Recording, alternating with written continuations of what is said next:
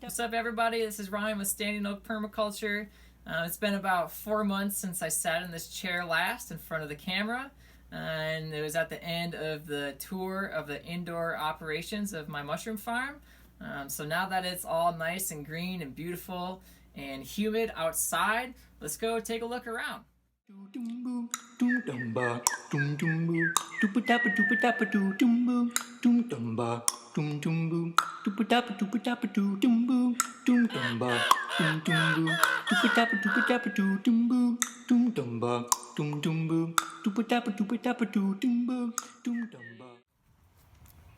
So, what we have going on over here is our pirate ship.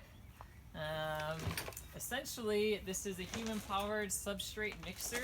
So we put all of our mushroom food ingredients into these big feed tanks, and then we steer the ship and turn the ingredients, and they tumble and they mix together to create a homogeneous mixture. And then we add water to hydrate, and we mix it some more, and then we let them sit and strain off the excess water. So we don't got too much water in the grow bags, and then we pack them into the bags, and then we steam them on this platform inside of the steam chamber, which is portable, and it's kind of like a little erector set where we like set it up and screw it together, and then hook up the steamer, which is just a home sauna wet steamer thing, and then cook it, and then we inoculate it in the lab. And then we fruit in the fruiting chamber indoors, and also in our outdoor fruiting chamber, which we're still in the process of setting up. So that's kind of the outdoor portion of the big culture of growing mushrooms. Otherwise, we have our veggie garden over here. It's a hugelkultur mound, so it's basically a bunch of woody material like branches and twigs and sticks that's buried underneath soil and compost, and it retains moisture really well and then releases it in drought. So basically we're catching and slowly releasing Minnesota's rain rather than using water from our aquifers. So that's pretty neat. We got plants going on in there.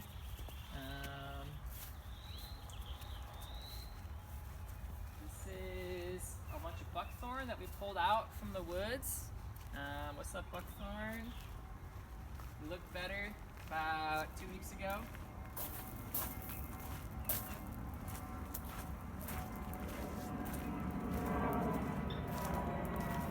We got some logs going on over there that we're picking from right now. Those are shiitake.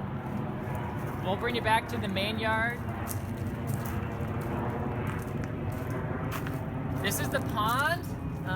We have had many creatures make this their home, both domesticated ducks and wild ducks, mallards, wood ducks, appleyard, indigo ducks. Have our rookery space for our chickens, so if we have a mama and some chicks and we want to separate them from the main flock, they go in there.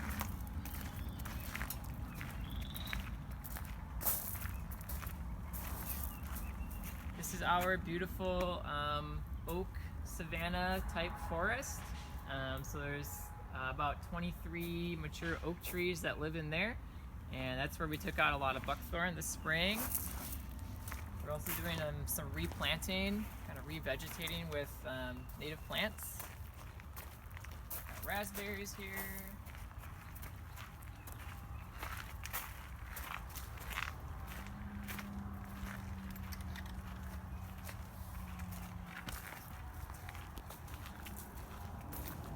This is where I sleep at night. It's great because I wake up and I'm like, what's for breakfast? And I reach underneath my pillow. I'm like, oh yeah, eggs again. Sweet. So we've kept like a lot of chickens in the past, but we're down to a smaller flock of like, gosh, I don't know, like 6 or 7. Yeah, mushrooms are pretty demanding, folks. Mushrooms are getting all the attention these days.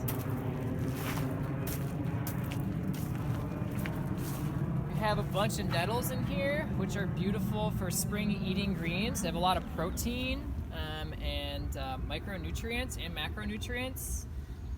So we harvest those and eat those, 3 times a week for breakfast and dinners. We got a couple honeyberry bushes that will be producing pretty heavy next year. They're still kind of young yet. We put them in the ground last year. And we got some sea berry going on over there. We got 3 of them kind of in this little zone here. And then this is a big chokeberry. These are native, or choke cherry rather. And they're astringent, but if you can get past the astringency, they're really good, especially in jams, or if you're me, especially fresh. I really love these. And their flowers are beautiful. And they're native, so it's like, hey, they want to be here. They do great. They feed a lot of pollinators and a lot of insects and birds. So chickens love them. I would just like shake the branch and the chickens come boom, boom, boom, rumbling over, hungry tummies. So this is, let's go this way first. You can do a lot on a suburban lot, right? So this is our laying yard.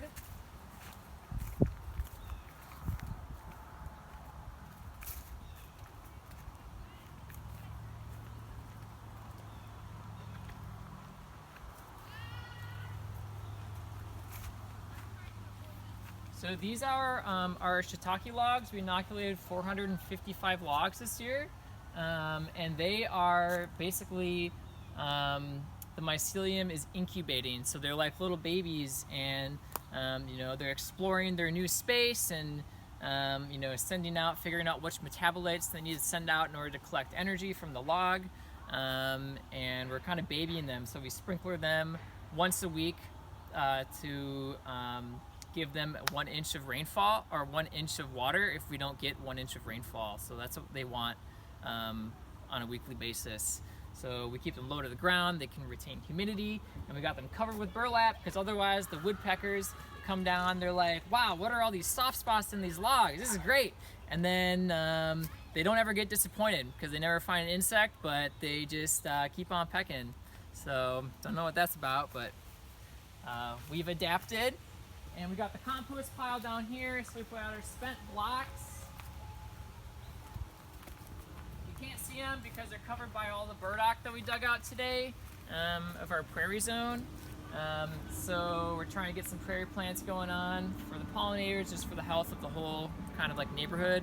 But we got all the spent mushroom blocks are underneath there, and that will all become compost.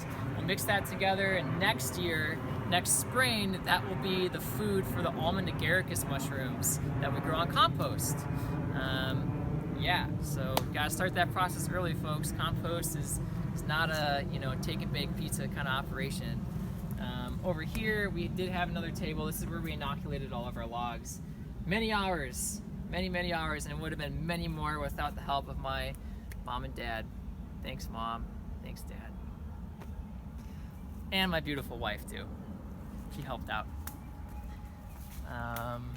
Who's also filming this video. Shout out. What's up, babe? This area is where we grew our almond agaricus compost last year. Our almond agaricus mushrooms on compost, so we completely cleared it of all the buckthorn. This was just thick with buckthorn, right? Just quilted with buckthorn. So we pulled it out with the wrench, pulled out the roots and everything. Grew the almond mushroom on compost, so we replenished the organic matter in the soil and the nutrients, and also took up that space so no plants were able to get another foothold in the space. And then this year we seeded it out with a native woodland wildflower mix. So that's coming up. We actually had a group of sparrows come through like the day after I seeded it out, and just like a lot of sparrows, like 200 probably at least, and they were hungry. They've been probably flying a long ways, white-throated sparrows. The table was set for them. They came and feasted, and had a good time, left some bird shit, so they did reciprocate. That's nice. And we're just gonna have to get some more seed. I'm sure it'll be interesting because I bet some of the seeds they didn't eat because they probably wouldn't eat like 50 different species of seeds. So we'll see what comes up. But yeah, you know what happens, and we learned, and maybe there's probably some kind of strategy out there that someone's come up with to keep the sparrows off the table, essentially. Okay. We got some native shrubs planted in here and there. So we got like a hazelnut. We got basically other stuff. You know, it's important whenever you take something out, you have to put something back in because nature abhors the vacuum. The earth is living, right? We're a sentient being, and one of the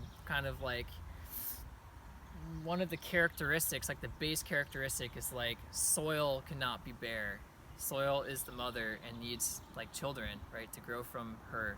So when you take the children out, even though they're like really annoying, like bratty little children like buckthorn or garlic mustard, and they're really arrogant and just like taking up all the space, we gotta put someone back in there.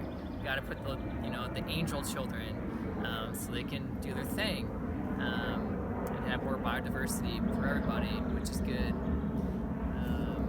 Yeah, so we got goldenrod planted in here. There's some native stuff that's come up on its own too, which is awesome. These are new wine cap beds that we spawned out. So we had the ones that produced this spring are over in another part of the farm that we probably just won't take a look at today, so you're not watching my face for 20 minutes. But these are the new ones. So we put the cardboard on to keep rainwater actually off, because the rain is essentially nature's inoculant of fungal spores and bacterial endospores, and some fungal spores basically will parasitize the wine cap mycelium. That's what I've experienced in the past if we expose it to rain. So, and also they really don't like to be overly wet. So this way we can control how much moisture is actually in their substrate, right, in their food source. A substrate is essentially the mushroom's food source and shelter at the same time. So that's when I say substrate, for wine caps, it's the wood chips. So we can control how much moisture exactly is in their substrate with the hose, rather than depending on whatever nature dumps on us, which has pros and cons. But ultimately, after growing this mushroom for this will be my 4th year, this has been the method that I've chosen. Yeah. And this is the shiitake fruiting yard. That over there will be the outdoor fruiting house. We're kind of still getting that put together. We got all the pieces, but farm life is busy, so we'll be getting to that in the later weeks.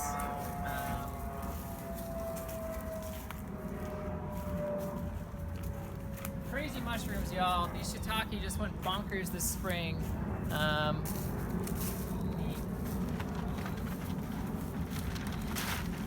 Pull this up here.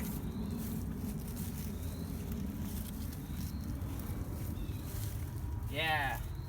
So they're so beautiful.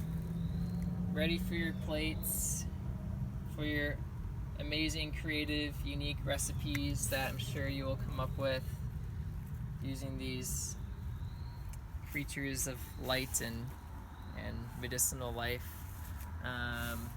Yeah, they're amazing. We just put some of their mycelium in the log and they do most of the rest of the work. It's great. So we got a bunch of stacks. We had them covered with this fabric last night because it was raining over the night and we didn't want them to get soggy, because when they're big and already pretty meaty, they'll just soak up that moisture like a sponge and then they'll go bad faster. Yeah. So yeah, we got stacks on stacks on stacks. This one's probably a real loaded one. More mushrooms. Woo! Cool. I'm trying to think. I think that's kind of what we got going on here. Thanks for tuning in. Thanks for your support if you're a CSA member. If you're not, but you want to get in touch and, you know, collaborate or support some other way, just hit me up. Let me know what you're thinking. Yeah, hope everybody's staying safe. Hope everybody's planting seeds this season. Even if you end up like not eating out of your garden because you planted them way too deep, they didn't sprout, at least you tried and you learned something. And that's what it's all about, right? Reconnecting with our roots. And this is a great time to do it. You know, people are out of work and looking for other sources of enjoyment and potentially even income. You know, that you could find your business, your future business this summer. Just plant some seeds, plant some spawn, you know, into a substrate. Yeah, peace.